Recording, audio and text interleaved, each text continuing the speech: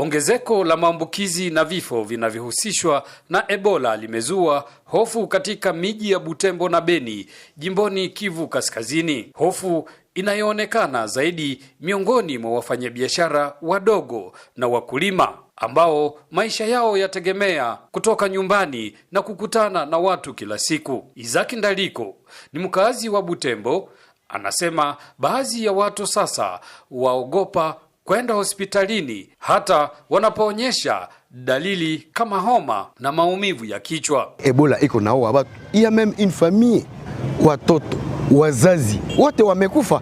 Watu wanasikia hoga kwani temperature yake ikapanda, kichwa ikaluma sana, watasema anasikia Ebola. Alors sasa ile psychose eta psikolojike inaacha wanarudi kabisa nyumba. Badala ya kwenda katika vituo vya afya, baadhi ya wagonjwa wanatumia dawa majumbani ya kununua dawa katika duka ya mitaani bila kufanyiwa uchunguzi. Wataalamu wanaonya kuwa kuchelewa kutafuta matibabu na kuweza kupunguza nafasi ya wagonjwa kupona na kuongeza hatari ya kuambukiza watu wengine nyumbani na katika jamii. Ornella Bahati anasema hofu hiyo inachochewa pia na zana kwamba kila anayekwenda hospitalini akiwa ana dalili zinazofanana na za Ebola atapelekwa moja kwa moja katika hodi ya wagonjwa wa ugonjwa huo. Anfete samtu wewe unakamatika uko unaanza sikia kwanza boga ya kwenda kwa hospitali.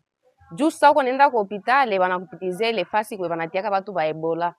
Mara moya bakishakufikisha mule na wamekupima sasa ukafika unanawa mikono wanakupima ile wanapima pale. Uwe unaitika kama uko mgonjwa pale wanakuingiza kile kisale kia watu wa Ebola. Jo mara moja kishafika mule mbona wanaleta mu Ebola na sigonjwe mara moja roho inakuwa yuluyulu, tension inapanda na kuzimia mtu anazimia maana yake juu boga ile yote. Teko wengine biko nakuwa naingia mule na hawagonjwa Ebola.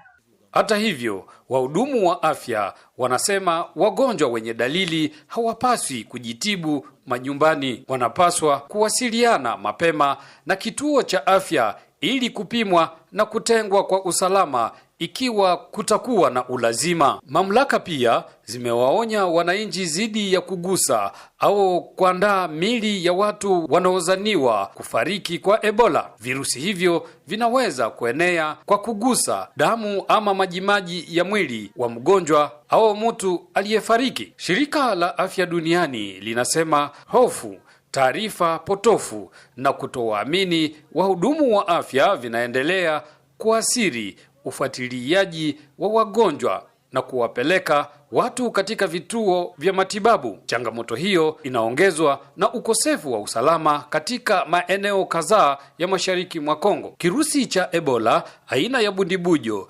kilichosababisha mlipuko huo hakina chanjo wala tiba maalumu iliyoidhinishwa. Kwa sasa mapambano yanategemea zaidi kuwabaini wagonjwa mapema, kuwatenga, kuwapa matibabu, kusaidia mwili na kuwafuatilia watu waliokutana nao.